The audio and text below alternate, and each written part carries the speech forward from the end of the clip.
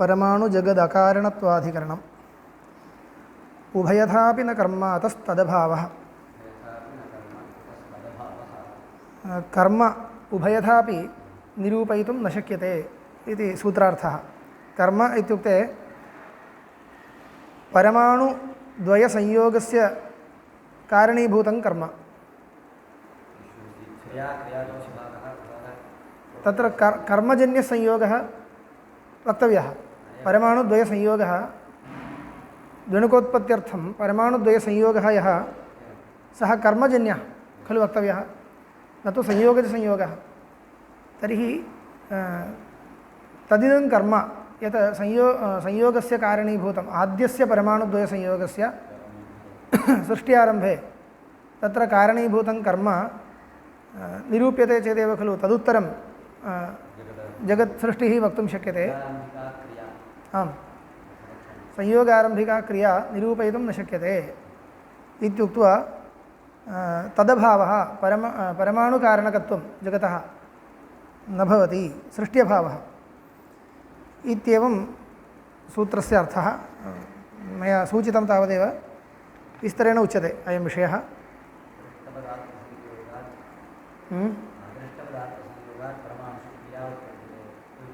एवम् उच्यते, तत् चिन्तनीयं, तद्विषये चिन्तनीयम्।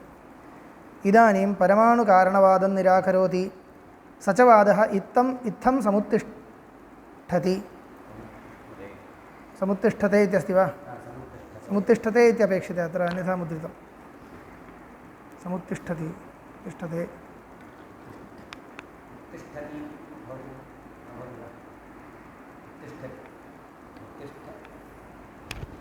भवतु चेदपि समुत्तिष्ठते इति सम्यक्।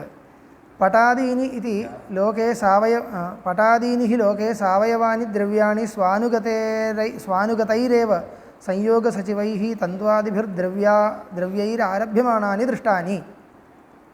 पटादीनि हि लोके सावयवानि द्रव्याणि स्व अनुगतैरेव संयोगसचिवैः तन्त्वादिभिः। संयोगसचिवैः इत्युक्ते स्वस्मिन् विद्यमानैः संयोगसचिवैः। संयोगः तन्तुद्वयसंयोगः असमवायिकारणं, तत् सहकृतैः तन्त्वादिभिः द्रव्यैः आरभ्यमाणानि पटादीनि दृष्टानि। तत् सामान्येन यावत् किञ्चित् सावयवं तत्सर्वं स्वानुगतैरेव संयोगसचिवैस्तैस्तैर्द्रव्यैः आरब्धम् इति गम्यते। लोके दृष्टत्वात् सर्वत्र एवमेव दृष्टानुसारेण कल्पना कर्तव्या इति। स च अवयवी विभागः यतो निवर्तते सः अपकर्षपर्यन्तः परमाणुः अवयवी धारा यतः परं नास्ति, तस्य अन्तिम अवधिः परमाणुः। सर्वं च इदं जगत् अपकर्षपर्यन्तं गतः। अवयवस्य अवयवः तस्यापि अवयवः तस्यापि अवयवः इति इतः परम् अपकर्षः न भवति। अपकर्षो नाम न तथा न। अत्र अपकर्षः इत्युक्ते अल्पत्वम्, अल्पपरिमाणत्वम्। आम्, उत्कर्षः अपकर्षः, उत्कर्षः इत्यस्य विपरीतम्। अल्पपरिमाणत्वम्, अल्पपरिमाणैरवयवैः अधिकपरिमाणः अवयवी उत्पद्यते। एवं च सति तस्यापि अवयवाः तदपेक्षया न्यूनाः इत्येवं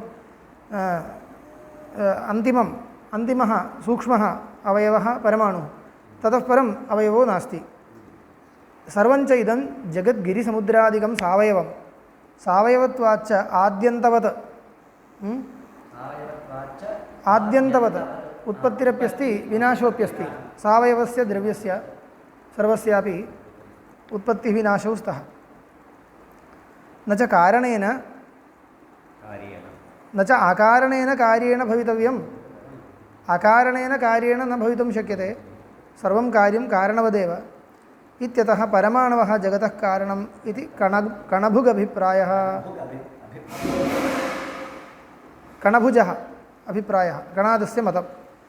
तानि इमानि चत्वारि भूतानि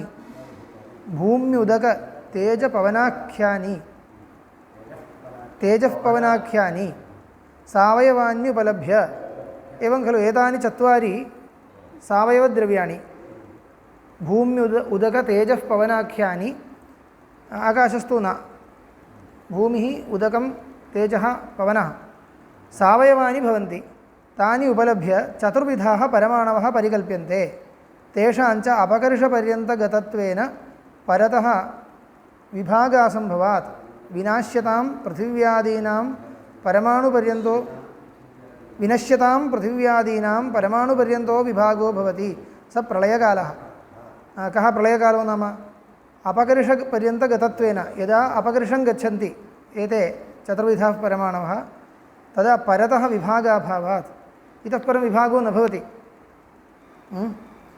विभागासम्भवात् विनश्यतां पृथिव्यादीनां विनाशं प्राप्नुवतां पृथिव्यादीनां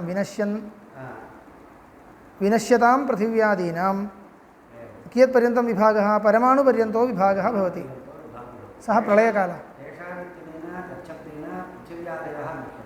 तेषां पृथिव्यादिचतुर्विधभूतानां परमाणूनां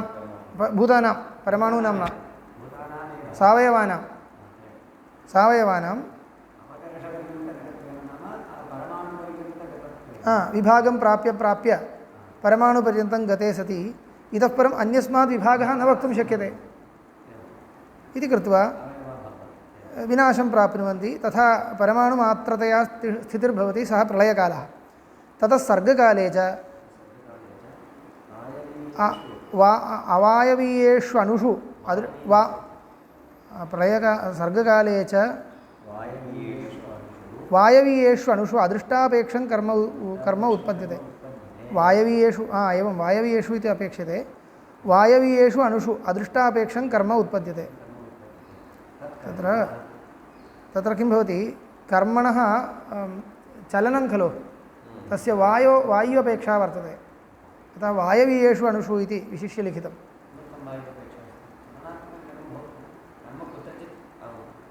तदेव वायुं विना द्रव्यमपि अपेक्षते वायुरप्यपेक्षते वायवीयेषु अणुषु विशिष्य वायुं विना चलनं न भवति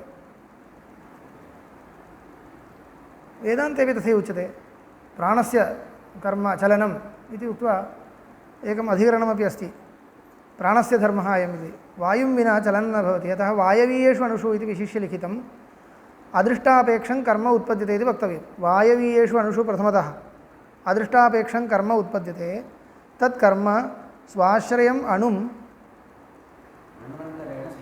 अन्वन्तरेण संयुनक्ति ततः दणुकादिक्रमेण वायुरुत्पद्यते एवम् अग्निः एवम् आपः एवं पृथिवी एवमेव शरीरं सेन्द्रियम् इति एवं सर्वमिदं जगत् अणुभ्यः सम्भवति अणुगतेभ्यश्च रूपादिभ्यः इदानीम् असमवायिकारणानि निरूप्यन्ते अणुगतानि रूपादीनि किं कुर्वन्ति द्वणुकादो रूपादीनि जनयन्ति अणुगतेभ्यः रूपादिभ्यः द्वणुकादिगतानि रूपादीनि सम्भवन्ति तन्तुपटन्यायेन इति काणादाः मन्यन्ते तन्तुपटन्यायेन तर्हि लोके यथा दृष्टं तथैव अस्माभिः कल्पनं कर्तव्यम् इति प्रतिज्ञां कृत्वा इमां प्रक्रियाम् अणुकारणवादप्रक्रियां निरूपितवन्तः काणादाः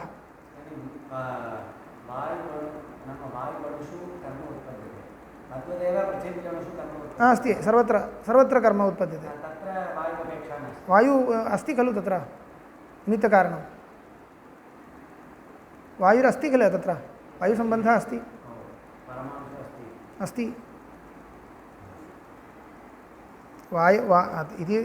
इत्येव विवक्षा सा एव अस्तु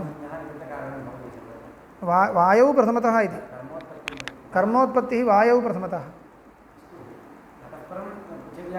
अवश्यम् तत्र वायु अपेक्षा अस्ति इत्येव वक्तव्यमिति तथैव चिन्तनीयं तथा परन्तु एवं एतेषां तथा प्रक्रिया अस्ति वा इति पुनः एकवारं द्रष्टव्यम्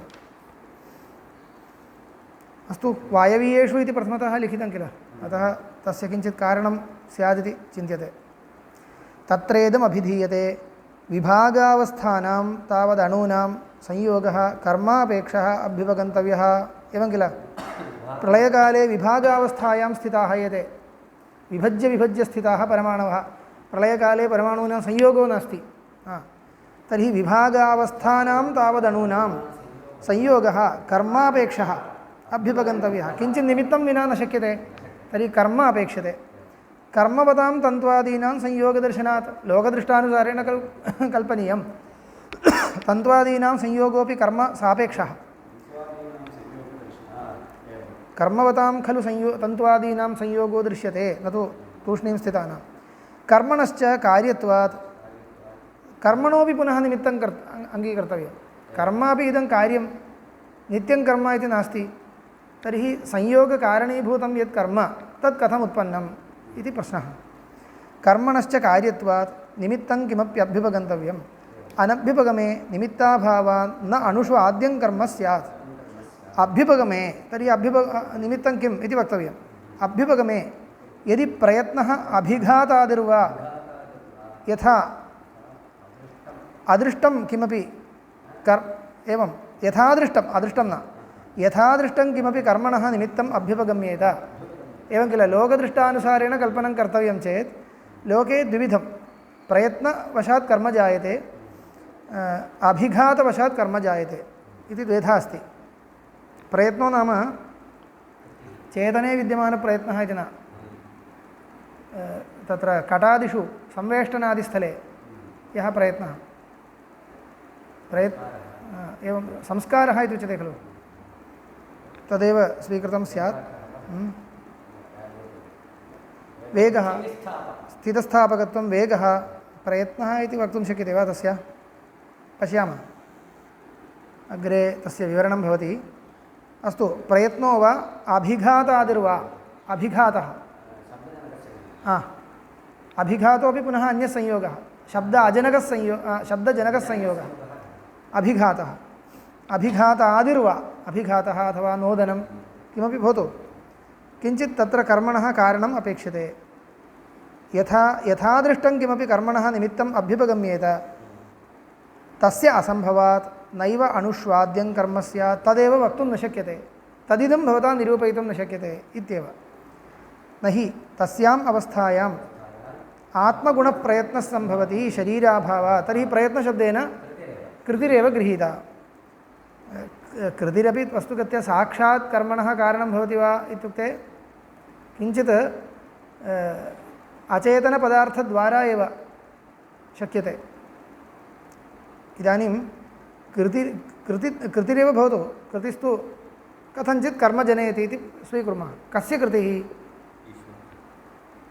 कस्य कृतिः ईश्वरीया कृतिः इति तस्य सिद्धान्तः वर्तते खलु ईश्वरेच्छावशात् ईश्वरकृतिवशात् परमाणुषु क्रिया जायते एवं साक्षात् लिखन्ति तद् नैव दृष्टं तद् नैव अत्र पृष्टं किमर्थं न पृष्टम् इत्युक्ते ईश्वरस्य न भवतः अभ्युपगमकः अस्ति मया दृष्टानुसारेण व्यवस्था क्रियते लोके यथा दृष्टं तदनुसारेण व्यवस्था क्रियते इति किल प्रतिज्ञा तां प्रतिज्ञां परिपालयितुं यत्नः कर्तव्यः झटिति ईश्वरेच्छया कृतिर्जायते इति न वक्तव्यं कृतिर्जायते इति न वदन्ति ईश्वरप्रयत्नेन कर्म जायते परमाणुषु इति न वक्तव्यं यतः लोके कर्मणः यत् निमित्तं दृष्टं तदनुसृत्य त्वया कल्पना कर्तव्या ईश्वरः प्रयतते वा इति तु न दृष्टं तत्तु इतः परं कल्पनीयं तदपि दृष्टानुसारेण कल्पनं कर्तव्यम् ईश्वरस्यापि प्रयत्नः यदि कल्प्यते तर्हि दृष्टानुसारेण कल्पनं कर्तव्यं तत्र तव क्लेशो भविष्यति यतः शरीर अनवच्छिन्ने आत्मनि प्रयत्नस्तु न दृष्टः लोके तु दृष्टं कीदृशम् इत्युक्ते शरीर अवच्छिन्ने एव आत्मनि इति वक्तव्यं शरीरं तु सृष्टेः पूर्वं नास्ति आरम्भकाले परमाणुद्वयसंयोग एव न जातः तर्हि शरीरं कुत्र वर्तते कस्यापि शरीरं नास्ति इति इयमेव इदानीं त्वदीयप्रतिज्ञा त्वया परिपाल्यते वा इति द्रष्टव्यम् एवं दृष्टानुसारेण सर्वं कल्पयिष्यामि इति नो चेत् मां प्रति प्रष्टुं नार्हः त्वम् इति एतदर्थं पश्यन्तु अतः ईश्वरः झटिति न आनीतः भाष्यकारैः न हि तस्याम् अवस्थायाम् आत्मगुणः प्रयत्नः सम्भवति। प्रयत्नस्तु आत्मगुणः इति वक्तव्यं। शरीराभावात् आत्मनि प्रयत्नो न जायते शरीराभावात्। शरीरप्रतिष्ठे हि मनसि आत्मनः मनस्य आत्मनः संयोगे सति आत्मगुणः प्रयत्नो जायते। आत्मनि गुणः कश्चन आत्मनः गुणः प्रयत्नो जायते कदा मनस्संयोगे। कुत्र शरीरप्रतिष्ठे हि मनसि आत्मनः संयोगे। मनसि शरीरप्रतिष्ठे मनः शरीरे प्रविष्टं भवेत् प्रथमतः। आत्मा शरीरे प्रविष्टः इति वक्तुं न शक्यते। यतः आत्मा तु विभुः प्रविष्टः इति भवति वा विशिष्य? शरीरप्रतिष्ठे अस्तु। आत्मापि शरीरप्रतिष्ठः इति वक्तुं प्रतिष्ठः वा प्रविष्टः वा भवतु आत्मा शरीरप्रतिष्ठः इति असङ्गतं न शक्यते। तथास्तु परन्तु अस्तु शरीरे एव भवति इति वृत्तिनियामकसम्बन्धः इति अस्ति वा? वेदान्तशास्त्रे तु परिच्छेदम् आलोच्य उच्यते, परिच्छिन्नत्वम् आलोच्य। अत्र तु तथा विवक्षा नास्ति। आत्मा शरीरप्रतिष्ठः इति न वक्तव्यं, शरीरे तिष्ठति इति नास्ति। आत्मा तु वृत्तिनियामकसम्बन्धेन आत्मनः वृत्तित्वं न वक्तुं शक्यते खलु। तथा आत्मनि अन्यत् सर्वं प्रतिष्ठितं, मनस्तु शरीरप्रतिष्ठं। तर्हि शरीरप्रतिष्ठे मनसि एवं खलु, शरीरप्रतिष्ठे हि मनसि आत्मनः संयोगमात्रं। शरीरप्रतिष्ठे मनसि आत्मसंयोगः वक्तव्यः। किमर्थं विशिष्य तथा लिखितम् इत्युक्ते मनस्संयोगः आत्मनि अस्त्येव। मनः नित्यं खलु, तेषां मते मनः नित्यं, तस्य सूक्ष्मरूपम् इत्यादिकं नास्ति। मनः नित्यं तावदेव। तर्हि प्रलयकालेपि मनः अस्ति, आत्मापि अस्ति, आत्ममनस्संयोगोऽपि अस्ति, प्रयत्नो जायताम् आत्मनि इति न वक्तव्यं। तर्हि शरीरप्रतिष्ठे मनसि इति अपेक्षते। मनः शरीरे प्रविष्टं भवेत्, शरीरं नास्ति। मनः शरीरे प्रविष्टं भवेत्, शरीरप्रविष्टेन मनसा सह आत्मनसंयोगः अपेक्षते। इदानीं प्रलयकाले तु शरीरात् बहिः शरीरमेव नास्ति इति कृत्वा आत्ममनस्संयोगस्य सत्त्वेपि आत्मनि प्रयत्नो न भवति, तदर्थम् उक्तम्। अस्तु, शरीरप्रतिष्ठे हि मनसि आत्मनः संयोगे सति आत्मगुणः प्रयत्नो जायते। एतेन अभिघाताद्यपि दृष्टं निमित्तं प्रत्याख्यातव्यम्। अभिघातादिकमपि दृष्टं निमित्तं, लोकदृष्टं यत् निमित्तं तदपि प्रत्याख्यातव्यं, त्यक्तव्यं। यतः शरीराद्यभावात् स्थूलं किमपि नास्ति। किञ्चित् स्थूलं वस्तु गृहीत्वा खलु अभिघातादिकं भवति, तद्विना न शक्यते। सर्गोत्तरकालं हि तत्सर्वं न आद्यस्य कर्मणः निमित्तं सम्भवति। अथ अदृष्टम् आद्यस्य कर्मणः निमित्तम् इत्युच्येत। पश्यतु, इदानीम् एतत् सर्वं मास्तु भोः, अदृष्टमेव निमित्तं। प्राणिनाम् अदृष्टं तु वर्तते, तस्य नाशो न जातः। तर्हि अदृष्टम् आद्यस्य कर्मणः निमित्तम् इत्युच्येत।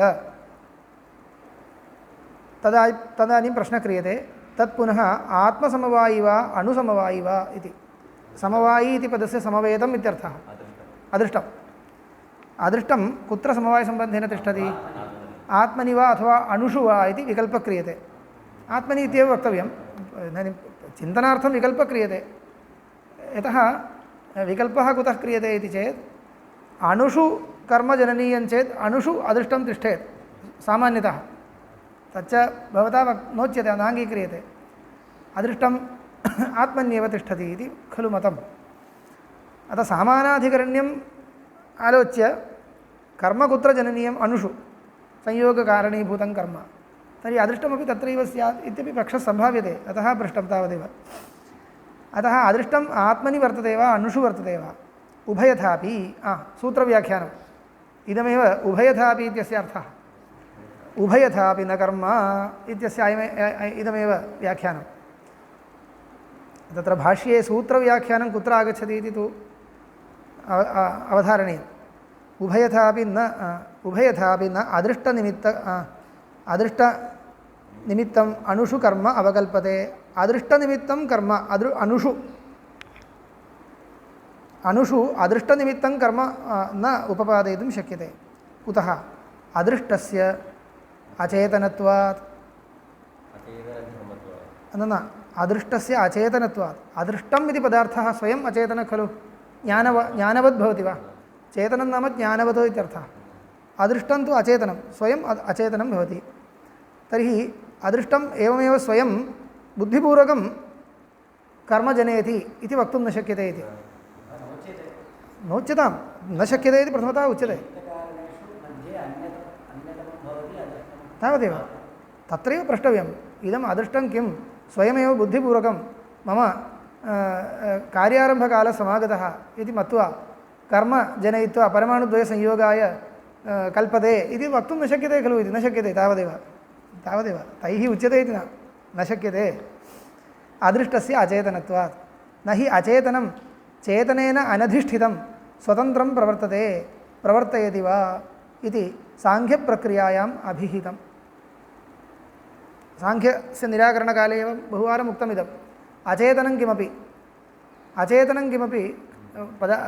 अचेतनपदार्थः कोऽपि स्वयमेव चेतनेन अनधिष्ठितं सत् चेतनेन अनियन्त्रितम् इत्यर्थः अनधिष्ठितम् इत्युक्ते चेतनस्य नियन्त्रणं विना बुद्धिमतः कस्यचित् नियन्त्रणं विना अचेतनं कार्यविशेषजननाय न अवकल्पते इति अन्यथा साङ्ख्यस्यैव मतं स्वीकर्तव्यं स्यात् त्वया तर्हि इदम् अदृष्टम् उभयथापि आत्मसमवायि वा भवतु अणुसमवायि वा भवतु उभयथापि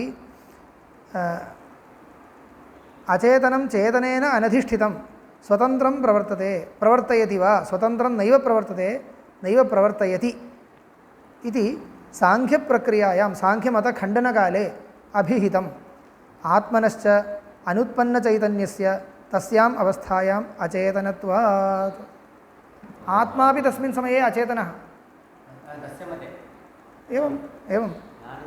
एवम् आत्मनः अचेतनत्वं नाम अचेतनत्वमेव न ज्ञानाभावः अस्ति किल सुषुप्तिकाले आत्मा अचेतनः नैयायिकमते एवं तत्र कथने क्लेशो नास्ति तत्र आत्मा अचेतनः इति व्यवहारस्तु न क्रियते इत्युक्ते आत्मा उत्पत्तियोग्यत्वमस्ति ज्ञानोत्पत्तियोग्यत्वमात्रेण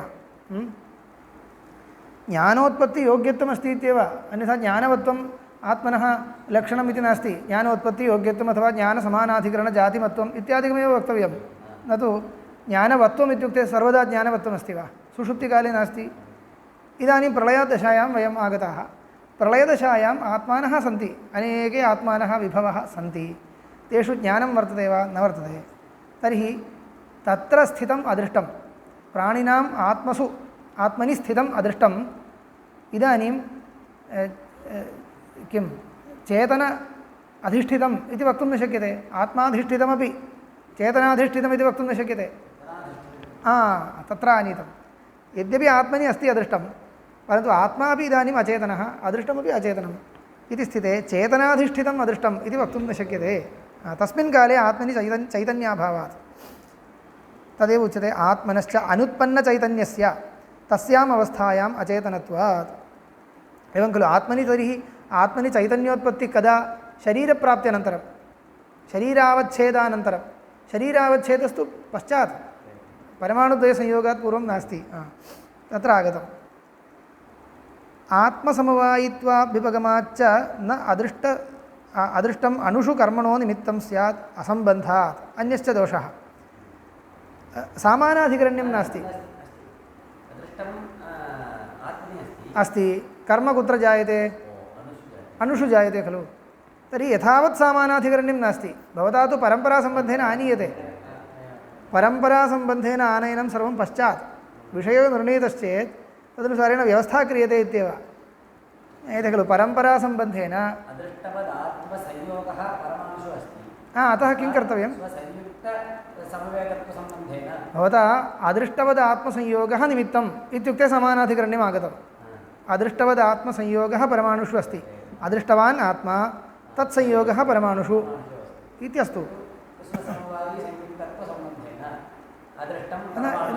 एतत् सर्वं विषयः प्रमेयं सिद्धं चेत् तदनुसारेण अन्यत्र विद्यमानम् अन्यत्र आनीयते एतत् सर्वं भवति परम्परासम्बन्धेन ऋजुरूपेण किं द्रष्टव्यं यथावत् सामानाधिकरण्यम् अस्ति वा इति द्रष्टव्यं युष्माकं तु संयोगः परमाणोः संयोगः तदर्थं तत् कारणीभूतं कर्म तत्रैव भवति इति अपेक्षते तर्हि तस्य कर्मणः कारणीभूतं यदस्ति यद् वक्तव्यं तत् तत्रैव अपेक्षते अदृष्टं चेत् अदृष्टं परमाणुषु नास्ति आत्मन्येव वर्तते तावदेव उक्तम् अदृष्टवता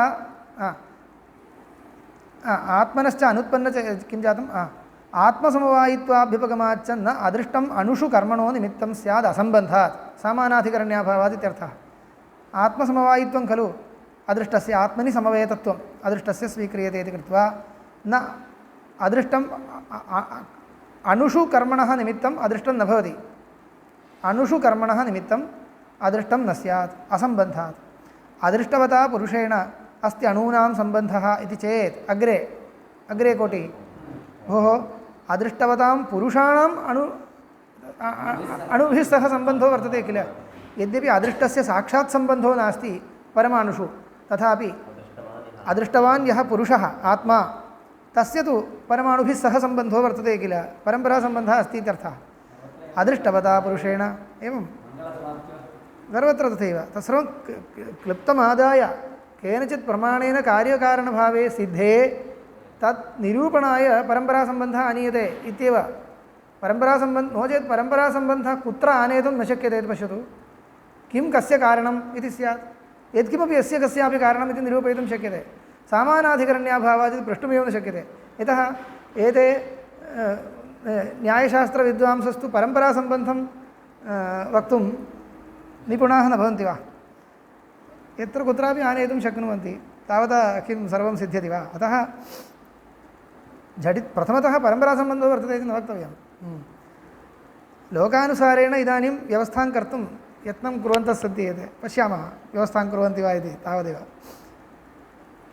पश्यन्तु अदृष्टवता पुरुषेण अस्त्यणूनां सम्बन्धः इति चेत् क्रमेण विचारः अग्रे गच्छति सम्बन्धसातत्यात् तदानीं किं भवति अदृष्टवता पुरुषेण अणूनां सम्बन्धः अस्ति अदृष्टवन्तः आत्मानः तैः सह अणूनां सम्बन्धो वर्तते एवञ्च स्वाश्रयसंयुक्तत्वसम्बन्धः इत्युच्यताम् तदेव कर्मणः कारणम् इत्युक्ते इदं तु सर्वदा वर्तते प्रलयकालेपि अस्ति एतावत्पर्यन्तं परमाणुद्वयसंयोगकारणीभूतं कर्म किमर्थं नोत्पन्नम् एवं खलु अदृष्टं प्रलयकाले अस्ति अदृष्टवद् आत्मसंयोगः अणुषु वर्तते प्रलयकालेपि अस्ति तत्काले किमर्थम् अणुषु कर्म नोत्पन्नम् अदृष्टं नास्ति वा अदृष्टमस्ति वा न वा कार्योन्मुखमिति अधिकं तत्तु इदानीं पश्चात् चिन्तनीयं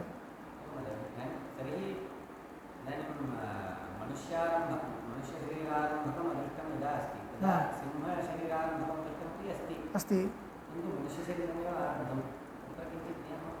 अस्तु तद् अग्रिमकोटिः भवेत् इदानीं तु एतावत्पर्यन्तमेव उक्तं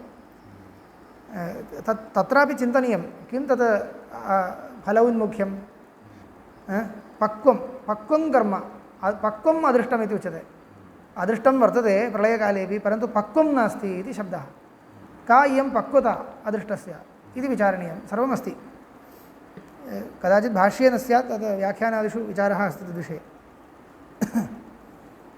सामान्यतः पश्यामश्चेत् अदृष्टमस्ति अदृष्टवान् आत्मा अस्ति अदृष्टवद् आत्मसंयोगः अस्ति परमाणुः वर्तते सर्वं प्रलयकाले अस्ति प्रलयकालेपि कर्म किमर्थं नोत्पन्नम् इति प्रश्नः तिष्ठति अदृष्टवता पुरुषेण अस्त्यणूनां सम्बन्ध इति चेत् सम्बन्धसातत्यात् सम्बन्धः सततं वर्तते सततं नाम सर्वदा सम्बन्धसातत्यात् सम्बन्धस्य सातत्यात् प्रवृत्तिसातत्यप्रसङ्गः सर्वदा प्रवृत्तिः स्यात् सर्वदा कर्म स्यात् तेन सर्वदा परमाणुसंयोगः स्यात् तर्हि प्रलयो न स्यात् नियामकान्तराभावात् किमपि अन्यन्नियामकं नास्ति इति कृत्वा तदेवं नियतस्य कस्यचित् कर्मनिमित्तस्य अभावात् न अणुषु आद्यं कर्म स्यात् कर्माभावात् तन्निबन्धनसंयोगो न स्यात् संयोगाभावाच्च तन्निबन्धनं द्वणुकादिकार्यजातं न स्यात् तन्निबन्धनं तन्निमित्तकं द्वणुकादिकार्यजातं न स्यात् संयोगश्च अणोरण्वन्तरेण इदं तु एतावता वादं कृत्वा अत्र विरतं तत्र पक्वम् अदृष्टं नास्ति इत्युच्यते खलु। पक्वम् अदृष्टम् इत्यस्य कोऽर्थः इति एतदुपरि व्याख्यानादिषु विचारः अस्ति। पक्वता नाम का इत्युक्ते कालसम्बन्ध एव। कालसम्बन्धः इति वक्तव्यं। कालसम्बन्धः कालसम्बन्धो नाम कालसम्बन्धोऽपि प्रागस्ति किल इत्युक्ते कालविशेषसम्बन्धः इति वक्तव्यं। पुनः कालविशेषसम्बन्धः कालस्य कालविशेषः इत्यस्य कः अर्थः? कोऽयं कालविशेषः?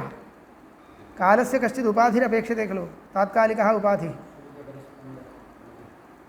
सूर्यपरिस्पन्दादिकं नास्ति तस्मिन् समये। प्रलयकाले कः सूर्यपरिस्पन्दः? तर्हि कालोपाधयः इदानीं जन्याः जन्याः कालोपाधयः के वर्तन्ते? दृष्टानुसारेण व्यवस्थां कुर्वन्तु, पश्यामः। अयमेव क्लेशः। कालस्य कालविशेषः निरूपणीयश्चेत् कोऽयं कालविशेषः इति पृष्टे केनचित् तात्कालिकेन जन्येन उपाधिना खलु कालस्य विशेषो निरूपणीयः। कोऽसौ जन्यः उपाधिः न ज्ञायते। तदानीं तत्र सृष्टिकाले तात्कालिकः कश्चन उपाधिर्वक्तव्यः। स्वाभाविकम् एतत् सर्वम् एवं जायते इति वक्तुं जन्यकः उपाधिः वर्तते। सर्वम् इतः परमेव जननीयमस्ति। परमाणुद्वयसंयोगः एव न जातः। तस्याम् अवस्थायां किं जन्यं वर्तते? कालं परिच्छेत्तुम्। एवञ्च कालोपाधिरेव नास्ति। एवं कालस्य तात्कालिकविशेषं वक्तुम् अपेक्षितस्य उपाधेरभावात् इति तत्र खण्डनं भविष्यति। एवम् इतोपि अनेके प्रकाराः अत्र व्याख्यानादिषु चिन्त्यमानाः वर्तन्ते। किमपि निरूपयितुं शक्यते वा इति दृष्टानुसारेण। ईश्वरस्तु न आनीतः। तेषां मुख्यपक्षः यः वर्तते सः अस्मिन् अधिकरणे नैव आनीतः इत्यपि विशेषः। किमर्थम् इत्युक्ते ईश्वरः यद्य आनीयते दृष्टानुसारिणी कल्पना नास्ति। दृष्टानुसारिणी कल्पना नास्ति, किञ्चित् अन्यथा कल्पितम्। ईश्वरः इत्यस्ति, तस्य ज्ञानम् इच्छाकृतयः एताः नित्याः वर्तन्ते। एते ज्ञानेच्छाकृतयः नित्याः वर्तन्ते। तस्मात् तस्य उत्पत्त्यर्थं निमित्तं नापेक्षते। स तु सर्वज्ञः वर्तते, शरीरं नापेक्षते। सर्वम् दृष्टकल्पना न, दृष्टानुसारी कल्पना न। इत्युक्ते साक्षात् दृष्टानुसारी कल्पना न, तस्यापि तत्र निर्युक्तिककल्पना इति न वदामि अहं। यथावत् दृष्टम् अनुसृत्यैव युक्तिप्रवर्तनीया इति भवता उच्यते चेत् न सङ्गच्छते। तत्र दृष्टं क्वचित् उल्लङ्घ्यापि अपेक्षानुसारेण ईश्वरकल्पनीयो भविष्यति। न इति न वदामि। अवश्यम् ईश्वरकल्पनीयः। ईश्वरस्य प्रयत्नम् अङ्गीकुर्मः, सर्वम् अङ्गीकुर्मः। वयं न अङ्गीकुर्मः वा? परन्तु किमर्थम् इत्युक्ते अपेक्षानुसारेण कार्यानुसारेण कारणं कल्पनीयम् इति कृत्वैव तत्र क्वचिदंशे दृष्टविरोधः सोढव्यः। तदंशे सः शिक्षणीयः वैशेषिकः। तदर्थमेव अस्माकम् उद्यमः। ईश्वरो नास्ति न।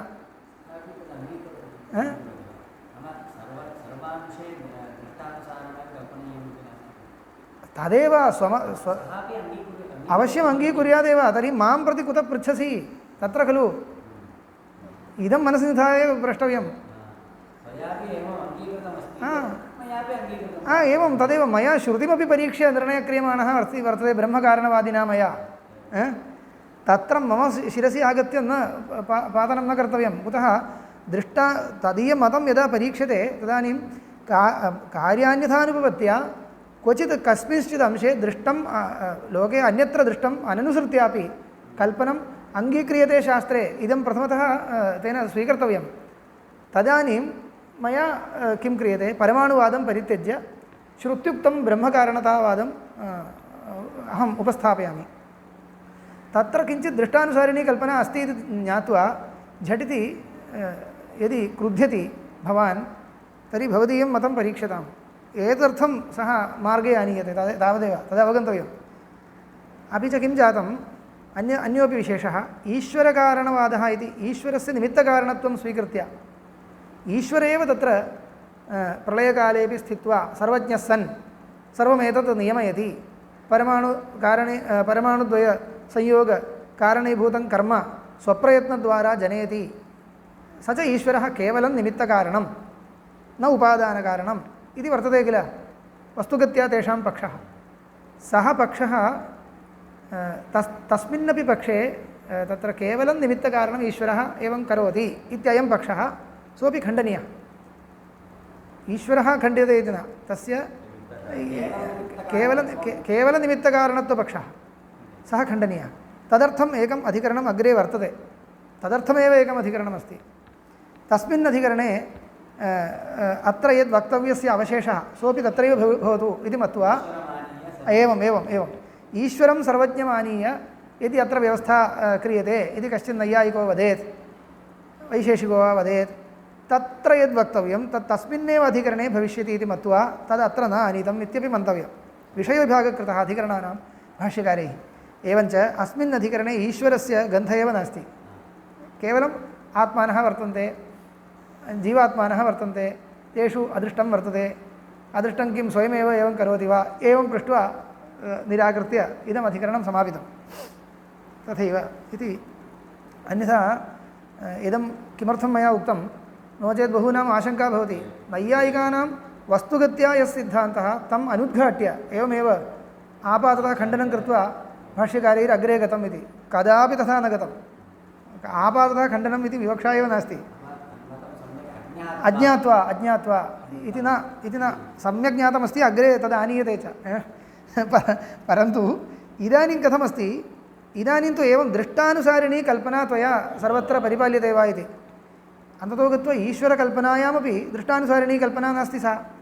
यतोहि शरीरावच्छेदं विनैव सः प्रयत्नं जनयति इति न वक्तव्यं, प्रयत्नवान् भवति। शरीर अनवच्छिन्नप्रयत्नः किञ्चित् क्रियां प्रति कारणम् इति एतावता कुत्रापि न दृष्टं। शरीर अनवच्छिन्नप्रयत्नः क्रियां प्रति कारणम् इति नैव दृष्टं। तर्हि दृष्टानुसारिणी कल्पना नास्ति तव, तद् अङ्गीकर्तव्यमित्येव। तद् अङ्गीकृतं चेत् इदानीं ब्रह्मकारणतावादे त्वम् उपनेतुं शक्यः, तावत्पर्यन्तं न शक्यते। तदर्थं प्रथमतः तदीयसिद्धान्तः विमृश्यते इत्येव। सः अभिमानः नाशनीयः, सर्वं वयं दृष्टानुसारेणैव कल्पयामः इति। सः अभिमानः सर्वेषां वादिनां प्रथमतो नाशनीयः इत्येवमेव। तदेवं नियतस्य कस्यचित् कर्मनिमित्तस्य अभावात् न अणुषु आद्यं कर्म स्यात्, कर्माभावात् तन्निबन्धनसंयोगो न स्यात्, संयोगाभावात् च तद्निबन्धनं दृणुकादिकर्मजातं न स्यात्, कार्यजातं न स्यात्, संयोगश्च। इदानीम् अयं विषयः समाप्तः। इतः परम् अन्यः तर्कः, इदं पूर्वमेव उक्तम्। अणोरण्वन्तरेण सर्वात्मना वा स्यात् एकदेशेन वा संयोगः, इदं पूर्वमेव उक्तं खलु। सर्वात्मना चेत् उपचयानुपपत्तेः अणुमात्रत्वप्रसङ्गः प्रथिमा न स्यात्, अणुमात्रमेव स्यात्। कियताम् अणूनां संयोगेपि तावदेव तत्र प्रविलय एव स्यात्। परमाणुद्वयसंयोगः सर्वात्मना चेत् एकस्मिन् परमाणु अन्यस्य प्रविलयः इत्येव स्यात्। इत्येवं प्रतिमा उत्पद्यमानस्य कार्यस्य प्रचयः प्रतिमा न भवति, वैपुल्यं न भवति। सर्वात्मना चेत् उपचयानुपपत्तेः अणुमात्रत्वप्रसङ्गः दृष्टविपर्ययप्रसङ्गश्च इति। दृष्टविपर्ययप्रसङ्गः कः दृष्टविपर्ययः? कुत्रापि परमाणुद्वयसंयोगः सर्वात्मना न, कुत्रापि कोऽपि संयोगः सर्वात्मना न दृष्टः लोके। सर्वात्मना संयोगः इति दृष्टं वा? यदि स्यात् तर्हि विभुद्वयसंयोगः एव स्यात्। विभुद्वयसंयोगश्च नेष्यते। अन्यत् सर्वं सावयवपदार्थ द्रव्ययोरेव खलु संयोगः। सावयवद्रव्ययोरेव खलु संयोगः। सावयवद्रव्यं चेत् एकदेशेनैव सः भवति, न तु सर्वात्मना। तस्मात् दृष्टविपर्ययप्रसङ्गः। सर्वात्मना संयोगः अस्ति इत्युक्ते दृष्टविपर्ययः स्यात्। तर्हि प्रदेशवत एकदेशेन इति वक्तव्यम्।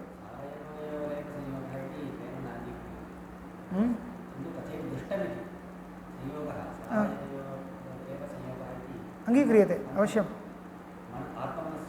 न, सावयवयोरेव संयोगः इति तेन नाङ्गीक्रियते, परन्तु तेन दृष्टं किमिति पृष्टे तथैव अङ्गीकर्तव्यं। तस्य मते तु परमाणुद्वयसंयोगः अस्ति, सः सावयवयोः संयोगो न, परमाणोर्निरवयवत्वात्। तदेव इदानीं विमृश्यते, कथम् एतत् सम्भवति। लोके किं दृष्टं, दृष्टेषु परीक्षितां। निरवयवयोः संयोगः दृष्टो वा कुत्रापि? दृष्टेषु पदार्थेषु कुत्रापि उदाह्रियताम्। घटपटसंयोगः यत्किमपि उदाह्रियतां निरवयवयोः संयोगः कुत्रापि दृष्टो वा न दृष्टः तर्हि दृष्टानुसारेण अदृष्टस्थले कल्पनीयं कल्पितां पश्यामः तर्हि एकदेशेन संयोगः इति अवश्यं वक्तव्यम् एकदेशो नाम सः कः परमाणोः एकदेशः अवयव एव कश्चित् भेदः प्रदेशः वक्तव्यः अस्मिन् भागे परमाणोः अस्मिन् भागे इति वक्तव्यम् अस्मिन् भागे इति वक्तव्यं चेत् सावयवत्वं वक्तव्यं तदेव उच्यते प्रदेशवतो द्रव्यस्य प्रदेशवता द्रव्यान्तरेण संयोगस्य दृष्टत्वात् एकदेशेन चेत् सावयवत्वप्रसङ्गः परमाणोः सावयवत्वप्रसङ्गः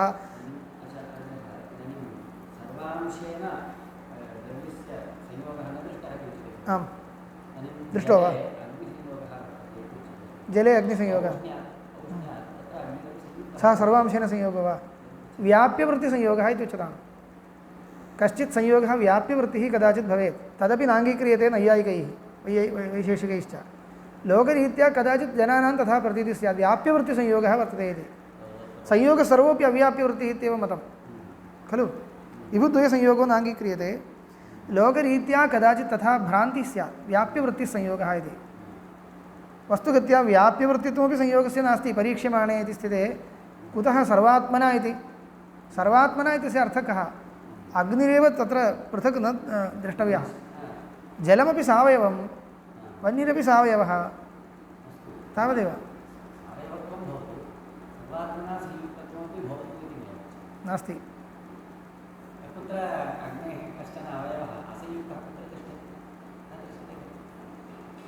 तत् सावयव एव संयोगः भवतां कल्पना अवगता परन्तु परीक्ष्यमाणे तत्रापि सर्वात्मना इति न शक्यते सर्वात्मना संयोगो नाम सोऽपि न भवति तदपि न पर्याप्तम् एकम् अपरस्मिन् सर्वथा विलीनं भवेत् पृथगेव न दृश्यते तथा भवेत् पृथक् ग्रहीतुम् अशक्यः भवेत् तथा एव सर्वात्मना संयोगः नो चेत् तत्र सम्बन्धमात्रम् एकदेशेन सम्बन्धमात्रं तदपि अव्याप्यवृत्तिरेव सोऽपि संयोगः तत् अव्याप्यवृत्तित्वम् अङ्गीकृतं तैः संयोगस्य सर्वस्यापि वैशेषिकः एवं न पृच्छति उत स एव स्वयम् अव्याप्यवृत्तित्वम् अङ्गीकृतवान् एवञ्च अव्याप्यवृत्तिसंयोगस्य कथं सर्वात्मना संयोगः इति सर्वात्मत्वं सर्वात्मना संयोगः इति निरूपयितुमेव न शक्यते अतः तथा न पृच्छत्येव एकदेशेन इति वक्तव्यम् एकदेशेन संयोगस्य सावयवत्वमेव भवति इदानीं पृच्छति परमाणूनां कल्पिताः प्रदेशाः स्युः इति चेत् कल्पिताः प्रदेशाः सन्ति इति परमाणोः वस्तुतः प्रदेशाभावेपि पृच्छतु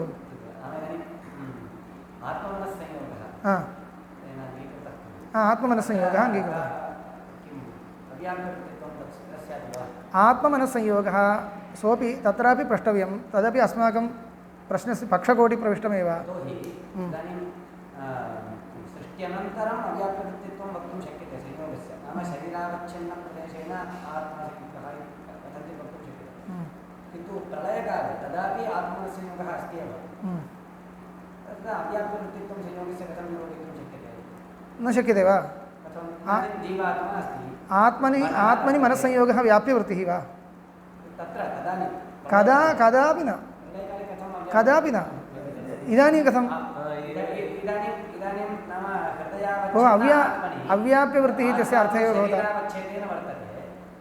भवता व्याप्यवृत्तिः अव्याप्यवृत्तिस्य अर्थः नावगतो वा एकदेशे एव वर्तते मनः इति अणुपदार्थः सः सर्वात्मना कथं भवति आत्मनि मनस्सम्बन्धशून्यप्रदेशः वर्तते खलु प्रदेशः इत्यपि कल्पितं प्रदेशः इत्यपि आत्मनः प्रदेशो नाम अन्यत् मूर्तद्रव्यं किञ्चित् आदाय तत्सम्बन्धेन प्रदेशः इत्युच्यते घटसम्बद्धप्रदेशः पटसम्बद्धप्रदेशः आत्मनि आकाशादौ एवमेव तत्सर्वं काल्पनिकप्रदेशः इत्युच्यते काल्पनिकप्रदेशः इति वर्तते आकाशे आत्मनि च नैयायिकानामपि वैशेषिकाणामपि काल्पनिकप्रदेशः इति अङ्गीकारः अस्ति तदादाय एव खलु अव्याप्यवृत्तित्वं वक्तव्यं मनोवच्छिन्ने आत्मनि मनस्तिष्ठति मनः कुत्र अस्ति आत्मनि मनस्संयुक्तं नाम कुत्र आत्मनि किमवच्छेदेन स्वावच्छेदेनैव संयुक्तं सोपहिते मनोपहिते आत्मनि मनः संयुक्तं तावदेव।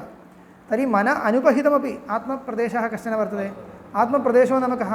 घटाद्य अन्यावच्छिन्नप्रदेशः अन्यावच्छिन्नप्रदेशः इत्येवं रीत्या भवत्येव। एवञ्च कल्पितप्रदेशः इति उच्यते। कल्पितप्रदेशमादाय यथा आत्ममनसंयोगादिकं निरूपयन्ति, तत् निरूप्यापि प्रयोजनं नास्ति। यतः एते सर्वे संयोगाः कल्पितप्रदेशमादाय निरूप्यमाणाः संयोगाः प्रचयहेतवो न भवन्ति। एते खलु कथञ्चित् निरूप्यापि प्रयोजनं नास्ति। कल्पितं प्रदेशमादाय तत्र प्रचयहेतवः संयोगः न भवन्ति। द्रव्यारम्भ हेतुभूतसंयोगः दृष्टो वा तथाविधः न दृष्टः। तथापि संयोगो भवति इति प्रथमतः निरूपयितुं यत्नः क्रियते। कल्पितम् अवयवम् आदाय संयोगः इति प्रयोजनं नास्ति, प्रचयहेतुत्वं न भवत्येव। तथापि तदुच्यते चेत् स्युः इति चेत् कल्पितानाम् अवस्तुत्वात् अवस्त्वेव संयोगः इति वस्तुनः कार्यस्य असमवायिकारणं न स्यात्। कार्यस्य असमवायिकारणं न स्यात्। उत्पद्यमानस्य कार्यस्य असमवायिकारणीभूतः कश्चित् संयोगः तथाविधः दृष्टो वा न दृष्टः इति।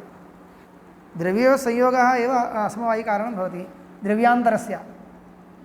द्रव्यान्तरस्य असमवायिकारणं किं? द्रव्ययोः संयोग एव खलु। एवः कयोश्चित् संयोगो न। सः यदि कल्पित अवयवेन संयोगश्चेत् किम् उच्यते? अनिर्वचनीयतावाद एव। तर्हि कल्पित अवयवैः संयोगं प्राप्यापि कार्यं जायते इत्युच्यते चेत् दृष्टा अननुसारिणीयं कल्पना यथा कथञ्चित् अगत्या निरूप्यते इत्येव उच्यमाने अनिर्वचनीयतावाद एव आगतः। प्रयोजनमेव नास्ति। कल्पितम् अवस्तु किल। कल्पितं नाम वस्तुगत्या अवयवो नास्ति इत्येव धैर्येण उच्यताम्। कल्पित अवयवो वर्तते इति कथनस्य अवयवो नास्ति इत्यस्य एक एव अर्थः। तर्हि कल्पितानाम् अवस्तुत्वात् अवस्त्वेव संयोगः। कल्पितावयवेन संयोगो सः संयोगोऽपि संयोगो न इति भविष्यति। संयोगः इति लोके कथं दृष्टः पश्यतु। दृष्टानुसारिणीं कल्पनां कर्तुम् आगतेन त्वया घटपटयोः संयोगः सम्यगस्ति, तद्वत् कल्पितां सः कल्पितावयवेन संयोगो वा न, वास्तविकावयवेन संयोगः। अत्र तु कल्पितावयवेन संयोगः इत्युच्यमाने सः संयोगोऽपि संयोगो न इत्येव किमपि उक्तम् इत्येव भविष्यति इति। कार्यस्य असमवायि कल्पितावयवानाम् अवस्तुत्वादेव कल्पितानाम् अवस्तुत्वादेव अवस्त्वेव संयोगः इति वस्तुनः कार्यस्य असमवायिकारणं न स्यात्। असति च असमवायिकारणे द्वणुकादिकार्यद्रव्यं नोत्पद्येत। यथा च आदिसर्गे निमित्ताभावात् संयोगोत्पत्त्यर्थं कर्म यथा च आदिसर्गे निमित्ताभावात् संयोगोत्पत्त्यर्थं कर्म न अणूनां सम्भवति, एवं महाप्रलयेपि विभागोत्पत्त्यर्थं कर्म नैव अणूनां सम्भवेत्। प्रलयार्थं विभागः अपेक्षते, तदर्थमपि कर्म अपेक्षते। तत्रापि कारणं वक्तुं न शक्येत। महाप्रलयेपि विभागोत्पत्त्यर्थं कर्म नैव अणूनां सम्भवेत्। कुतः? न हि तत्रापि किञ्चित् नियतं तन्निमित्तं दृष्टमस्ति। नियतं निमित्तं किमपि दृष्टं निमित्तं वक्तुं न शक्यते। अदृष्टमपि अदृष्टम् इति वक्तव्यम् आसीत्, तदपि न वक्तुं शक्यते। यतः अदृष्टमपि भोगप्रसिद्ध्यर्थं न प्रलयप्रसिद्ध्यर्थम् इदं मया बहुवारम् उक्तमस्ति। अदृष्टं सृष्टिं प्रत्येव कारणं, न तु प्रलयं प्रति। प्रलयकारणीभूतम् अदृष्टम् इति किमपि नास्ति, तत् स्पष्टं लिखितमत्र। अदृष्टमपि भोगप्रसिद्ध्यर्थं, भोगाय इत्यर्थः, भोगप्रसिद्ध्यर्थं न प्रलयप्रसिद्ध्यर्थं, प्रलयसिद्ध्यर्थं न।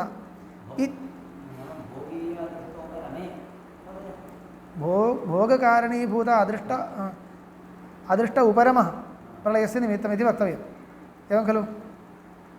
भोगकारणीभूत अदृष्टस्य उपरमे किं निमित्तं? भोगो जातः इति कथं ज्ञायते? अदृष्टं स्वयं जानाति वा? अदृष्टं स्वयम् उपरमते वा? भोगकारणीभूतस्य अदृष्टस्य प्रलयकारणत्वं नास्ति। तर्हि प्रलयकारणीभूतम् अदृष्टम् इति अतिरिक्तमस्ति वा? नास्ति। तर्हि किं प्रलयस्य निमित्तं? भोगकारणीभूतस्य अदृष्टस्य उपरमः इति वक्तव्यम्। अयम् उपरमः सम्यगेव। अयम् उपरमः कथं जातः? भोगे समाप्ते इति वक्तव्यं। भोगस्समाप्तः इति भोगस्समाप्तः इति कथं ज्ञायते? केन ज्ञायते इति? कः अस्य नियामकः? स्वकार्यं समाप्तमिति अदृष्टं कथं जानाति इत्येव प्रश्नः अदृष्टं चेतनं नास्ति मम कार्यं समाप्तम् इति अहम् इतः पाठं समाप्य बहिर्गच्छामि इतिवत् चेतनस्य खलु तत् कार्यं मम कार्यं समाप्तम् इति कः निश्चिनुयात् इत्युक्ते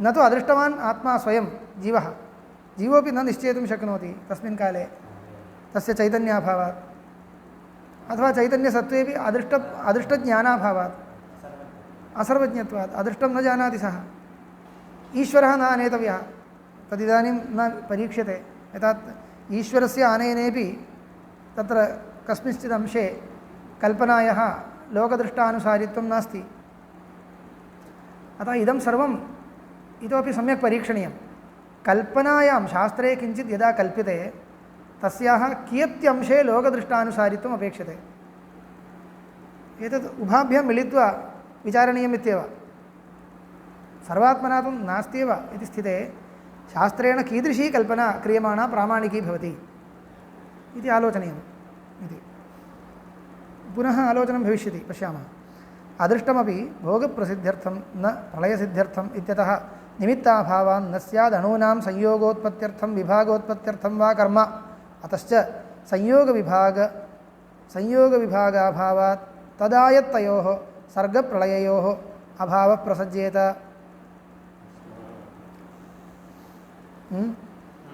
तस्मात् अनुपपन्नोऽयं परमाणुकारणवादः इति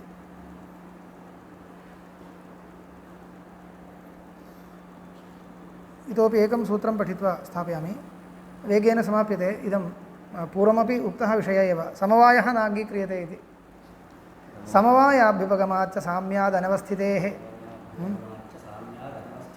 समवायाभ्युपगमाच्च त्वया वैशेषिकेण समवायः इति कश्चित् सम्बन्धः अभ्युपगतः सः सम्बन्धः एव अप्रामाणिको वर्तते एवञ्च तम् एकं सम्बन्धम् आदाय खलु भवान् स्वकीयां प्रक्रियां कल्पयति तस्य सम्बन्धस्य अप्रामाणिकत्वादपि हेतोः भवदीया प्रक्रिया असङ्गता इति सूत्रस्य अर्थः समवायाभ्युपगमाच्च साम्यादनवस्थितेः समवायाभ्युपगमाच्च तदभावः इति प्रकृतेन अनुवादनिराकरणेन सम्बध्यते द्वाभ्यां च अणुभ्यां द्वणुकम् उत्पद्यमानम् अत्यन्तभिन्नम्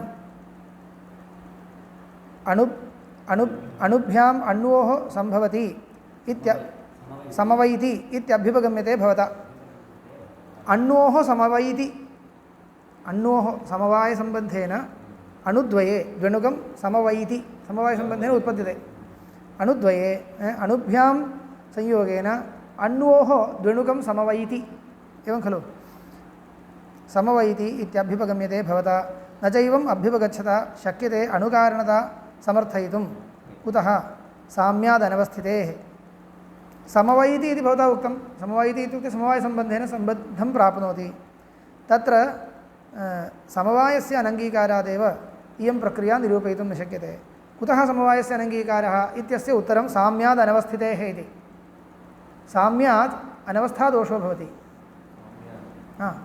साम्यात् उच्यते यथैव हि अणुभ्याम् अत्यन्तभिन्नं सत् द्वणुकं समवायलक्षणेन सम्बन्धेन ताभ्यां सम्बध्यते एवं समवायोऽपि समवायिभ्यः अत्यन्तभिन्नः सन् समवायलक्षणेनैव अन्येन सम्बन्धेन समवायिभिः सम्बध्यते अत्यन्तभिन्नत्वसाम्यात् यद् अत्यन्तभिन्नं तत् केनचित् सम्बन्धेन सम्बध्यते इति खलु व्याप्तिः यौ द्वौ अत्यन्तभिन्नौ तौ सम्बन्धेन सम्बध्यते इति तर्हि अवयवः अवयवी च अत्यन्तभिन्नौ इति कृत्वा समवायलक्षणेन सम्बन्धेन सम्बध्यते सः समवायोऽपि समवायिभिः सह अत्यन्तभिन्नः इति कृत्वा समवायोऽपि साम्यात् अत्यन्तभिन्नत्वसाम्यात्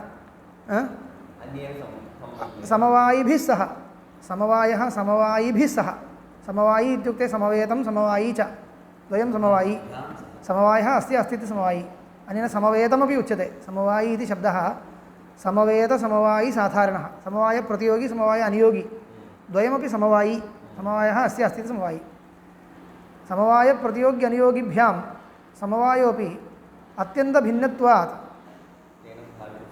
सम्बन्धान्तरेण सम्बध्यते इति वक्तव्यं तथा च अनवस्था तावदेव तावदेव।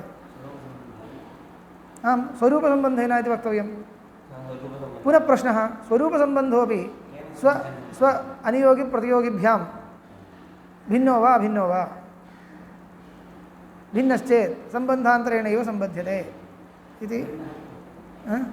अभिन्नश्चेत् अन्यो दोषः, अभिन्नश्चेत् प्रतियोगिस्वरूपो वा अनियोगिस्वरूपो वा इति विकल्प्य दूषणीयम्।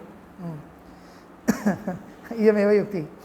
इदं पूर्वमेव आगतं, प्रसङ्गादागतम्। एवं समवायोऽपि समवायिभ्यः अत्यन्तभिन्नः सन् समवायलक्षणेन अन्येनैव सम्बन्धेन समवायिभिः सम्बध्येत अत्यन्तभेदसाम्यात्। ततश्च पश्यन्तु, अत्यन्तभेदसाम्यात् सूत्रार्थः वर्ण्यते।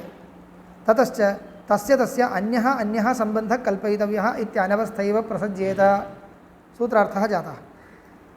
इतः परं प्रश्नः, ननु इह प्रत्ययग्राह्यः समवायः नित्यसम्बन्ध एव समवायिभिर्गृह्यते, नित्यसम्बद्ध एव समवायिभिर्गृह्यते, न असम्बद्धः सम्बन्धान्तरापेक्षो वा? इह प्रत्ययग्राह्यः समवायः, इह प्रत्ययः, इह तन्तुषु पटः एवं खलु। इह प्रत्ययेन समवायो गृह्यते। इह तन्तुषु पटः, इह कपालयोर्घटः एवं।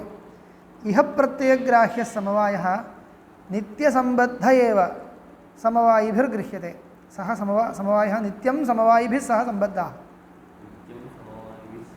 नित्यं सम्बद्धः एव समवायिभिर्गृह्यते, न असम्बद्धः सम्बन्धान्तरापेक्षो वा? तस्य समवायस्य सम्बन्धान्तरं नापेक्ष्यते। सम्बन्धान्तरम् अनपेक्षैव समवायस्य सम्बध्यमानत्वम् अस्ति इत्याशयः। इत्युक्ते स्वरूपसम्बन्धस्य विषये यत् उच्यते तत् समवायस्य एव विषये उच्यते, तावदेव। स्वरूपसम्बन्धः कथं? सम्बन्धान्तरम् अनपेक्षैव सम्बध्यमानत्वं स्वरूपसम्बन्धस्य लक्षणमिति उच्यते। तर्हि सम्बध्यमानत्वम् अस्ति, सम्बन्धान्तरं नापेक्षते इति एवं वदामः खलु स्वरूपसम्बन्धस्य विषये। तमेव स्वभावं समवायस्य कल्पयतु। किमर्थं स्वरूपसम्बन्धः इति नूतनं किमपि आनीयते? यः स्वभावः स्वरूपसम्बन्धस्य कल्पनीयः सः समवायस्य एव अस्तु इत्युच्यते। नित्यसम्बद्ध एव समवायिभिर्गृह्यते, न असम्बद्धः सम्बन्धान्तरापेक्षो वा? ततश्च न तस्य अन्यः सम्बन्धः कल्पयितव्यो येन अनवस्था प्रसज्येत। नैयायिक एव पृच्छति, वैशेषिक एव पृच्छति, मया स्वरूपसम्बन्धः अपि त्यज्यते, स्वरूपसम्बन्धः इति त्यज्यते। समवायसम्बन्धस्यैव सः स्वभावः कल्प्यते। सम्बन्धान्तरम् अनपेक्ष्य नित्यं सम्बध्यमानत्वं, स च सम्बन्धोऽपि नित्यः। समवायः नित्यसम्बन्धः, नित्यं समवायिभिः सह सम्बध्यमानश्च, सम्बन्धान्तर अनपेक्षश्च। एवंविधः स्वभावः समवायस्य मया कल्प्यते। तथा च अनवस्था नास्ति। तस्य पुनः तस्याप्यन्यः सम्बन्धः इत्येवं रीत्या अनवस्था न भवति इति चेत् एवं खलु। येन अनवस्था प्रसज्येत। इदानीम् अनवस्था नास्ति इति चेत् नेत्युच्यते। संयोगो तर्हि प्रतिबन्धी दीयते। एवम् उच्यते चेत् प्रतिबन्धी दीयते। संयोगोऽपि एवमेव अस्तु। कल्पनायाः निरङ्कुशत्वात् संयोगोऽपि एवमेव अस्तु। संयोगोऽप्येवं सति संयोगिभिर्भिन्नः सन् न संयोगिभिर्नित्यसम्बद्ध एव इति समवायवत् न अन्यं सम्बन्धम् अपेक्षेत।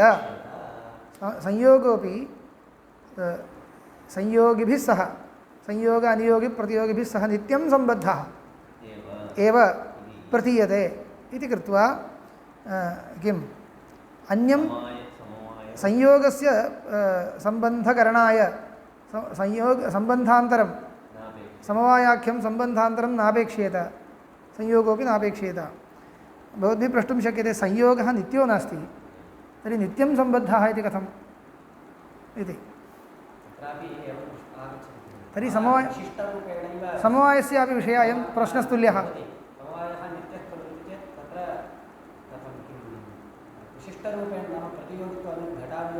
समवायोपि स्वरूपेण नित्यश्चेदपि घटस्तु घटकपालयोः समवायस्तु एवं विशिष्टरूपेण अनित्य एव भवति। समवायोपि तर्हि स्वरूपेण नित्यः विशिष्टरूपेण अनित्यः एवं खलु। समवायोपि स्वरूपेण नित्यः विशिष्टरूपेण नित्यः इति भविष्यति। इत्युक्ते घटप्रतियोगिकत्वविशिष्टरूपेण समवायः पूर्वं नास्ति, घटोत्पत्तिकाले एव अस्ति, तत् पूर्वं नास्ति। घटोत्पत्ति अनन्तरमिति न वक्तव्यं, घटोत्पत्तिकाले एव घटः उत्पद्यमानः सन् समवायेन उत्पद्यते इति, एवं खलु। तर्हि घटजनकसामग्री एव विशिष्टरूपेण तस्य जनिका इति वक्तव्यं। समवायस्य अनित्यत्वपक्षे नित्यत्वपक्षेपि विशिष्टरूपेण अनित्यत्वस्य वक्तव्यत्वात् समवायः अनित्यः इत्यपि कश्चित् पक्षः अस्ति नित्यत्वपक्षेपि विशिष्टरूपेण तस्य अनित्यत्वं वक्तव्यं। विशिष्टरूपेण तस्य अनित्यत्वे जनिका सामग्री का, घटस्य जनिका या सामग्री सा एव घटेन सह घटप्रतियोगिकत्वविशिष्टसमवायं च जनयति इति वक्तव्यं। तुल्यं संयोगस्यापि तथैव निरूप्यताम्।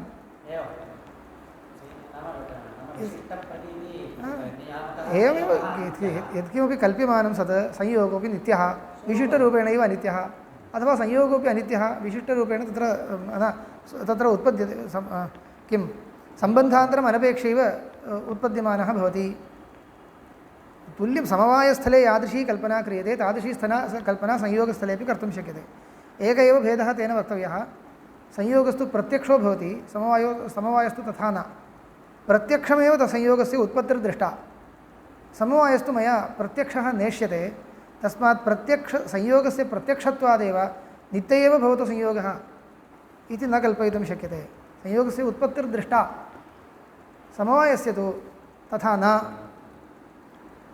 इत्युच्यते चेत् कुतः समवायस्यापि प्रत्यक्षत्वं भवतु इति एतत् सप्तपदार्थकल्पनायाः उपरि पृष्ठे किञ्चित् दूरं तैः नेतुं शक्यते। गौरवं भवति, लाघवं भवति इति सीमा वर्तते तस्य। उपरि पृष्ठे क्वचित् अवस्थापनीयम् इति अगत्य अवस्थाप्यते इत्येव। निरङ्कुशकल्पनायाः सर्वत्र एवमेव गौरवं लाघवम् इति किञ्चित् दूरं नेतुं शक्यते। अतः बहु न आलोचनीयम् इत्येव। एकया रीत्या एका व्यवस्था जाता चेत् तथा गन्तव्यम् अग्रे, तदपेक्षया क्रियते चेत् वेदान्तमार्गे एव आनीतम्। अनिर्वचनीयतावादः आगतः, अथवा अनिर्वचनीयतावादः अन्ततो गत्वा क्वचित् सोढव्यः चेत् अगत्या कल्प्यते इत्युच्यते खलु। तर्हि अगत्या एव क्वचित् कल्पनीयं भवति चेत् श्रुतेः अभिप्रायः किमर्थं त्यज्यते? तदेव स्वीकृत्य अगत्या कल्पिताम्। श्रुतेः अनुसरणं कृतम् इति एकं पुण्यं वा अस्ति। अगत्या कल्पनं तु त्वयापि कर्तव्यं, मयापि क्रियते। श्रुतेः अनुसरणं कृतम् इति महान् विशेषः मम ब्रह्मकारणतावादिनः इति। इदमेव संयोगोऽप्येवं सति संयोगभिर्नित्यसम्बद्धः एव इति समवायवत् नान्यं सम्बन्धम् अपेक्षेत। अथ अर्थान्तरत्वात् संयोगः सम्बन्धान्तरम् अपेक्षते। संयोगस्तु अर्थान्तरं भिन्नः इति कृत्वा सम्बन्धान्तरम् अपेक्षते। समवायोऽपि तर्हि अर्थान्तरत्वात् सम्बन्धान्तरम् अपेक्षेत। न च गुणत्वात् संयोगः सम्बन्धान्तरम् अपेक्षते। संयोगस्तु गुणः, समवायस्तु गुणो न। गुणः इति कृत्वा द्रव्ये समवायसम्बन्धः अपेक्षते। गुणत्वात् संयोगः सम्बन्धान्तरम् अपेक्षते, न समवायः अगुणत्वात् इति युज्यते वक्तुम्। अपेक्षाकारणस्य तुल्यत्वात् तद्गुणो वा भवतु अगुणो वा भवतु, गुणत्वकृता सम्बन्धापेक्षा इति नास्ति, वृत्तित्वकृता सम्बन्धापेक्षा इति वक्तव्यं। ज्ञायते वा? सम्बन्धापेक्षायाः नियामकं किम् इत्युक्ते किं प्रयोजकं सम्बन्धापेक्षायां? गुणत्वं न, वृत्तित्वं। वृत्तित्वं वर्तते वा केन सम्बन्धेन इति प्रश्नो भवति। गुणः इत्युक्ते केन सम्बन्धेन इति न। एवञ्च गुणत्वकृता काचन सम्बन्धापेक्षा इति अशुद्धं। वृत्तित्वकृता सम्बन्धापेक्षा इति वक्तव्यम्। एवञ्च गुणोऽपि गुण इति कृत्वा सम्बन्धम् अपेक्षते इति न। गुण इति कृत्वा गुणिनि समवायम् अपेक्षते इति उच्यताम्। समवायत्वेन रूपेण समवायापेक्षां वदतु, सम्बन्धत्वेन रूपेण समवायापेक्षायां गुणत्वं न नियामकं। सम्यक् आलोचयतु। गुणस्य समवायत्वेन रूपेण समवायापेक्षायां गुणत्वं नियामकं भवति। गुणगुणिनोः समवायात् इति कृत्वा गुणस्तु सम्बन्धत्वेन समवायम् अपेक्षते इत्यस्य कारणं किं? गुणत्वं न प्रयोजकं, तत्र वृत्तित्वं। तर्हि कोऽर्थः? यः कोऽपि पदार्थः वृत्तिपदार्थः वर्तनाय सम्बन्धम् अपेक्षते इत्येव। तर्हि गुणो वा भवतु समवायो वा भवतु सः संयोगस्तु गुणः समवायस्तु न गुणः भवतु नाम वृत्तिः खलु वृत्तिपदार्थः खलु वृत्तिपदार्थश्चेत् वर्तनाय सम्बन्धापेक्षा अस्त्येव। तर्हि वृत्तित्वाविशेषात्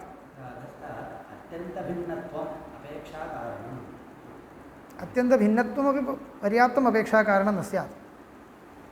वृत्तित्वम् इदमेव अपेक्षाकारणं सम्बन्धापेक्षायाः कारणम् इदमेव। यदा अत्यन्तभिन्नयोरपि